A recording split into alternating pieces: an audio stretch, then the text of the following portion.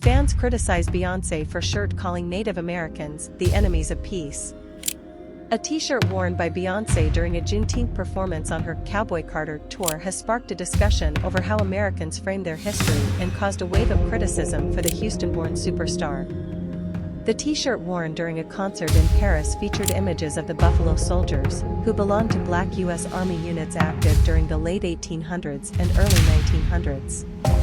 On the back was a lengthy description of the soldiers that included their antagonists were the enemies of peace, order, and settlement, warring Indians, bandits, cattle thieves, murderous gunmen, bootleggers, trespassers, and Mexican revolutionaries.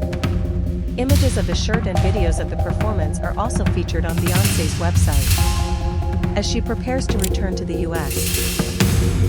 For performances in her hometown this weekend, fans and Indigenous influencers took to social media to criticize Beyoncé for framing Native Americans and Mexican revolutionaries as anything but the victims of American imperialism and promoting anti-Indigenous language. A publicist for Beyoncé did not respond to requests for comment. Who were the Buffalo Soldiers? The Buffalo Soldiers served in 6 military units created after the Civil War in 1866. They were comprised formerly enslaved men, freemen, and black Civil War soldiers who fought in hundreds of conflicts, including in the Spanish-American War, World War I, and World War II, until they were disbanded in 1951. As the quote on Beyoncé's shirt notes, they also fought numerous battles against Indigenous peoples as part of the U.S. Army's theft during the country's westward expansion. Some historians say the moniker Buffalo Soldiers was bestowed by the tribes who admired the bravery and tenacity of the fighters, but that might be more legend than fact.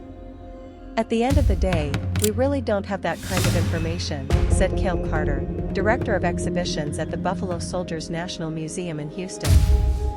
Carter and other museum staff said that, only in the past few years, the museum made broader efforts to include more of the complexities of the battles the Buffalo Soldiers fought against Native Americans and Mexican revolutionaries and the role they played in the subjugation of Indigenous peoples.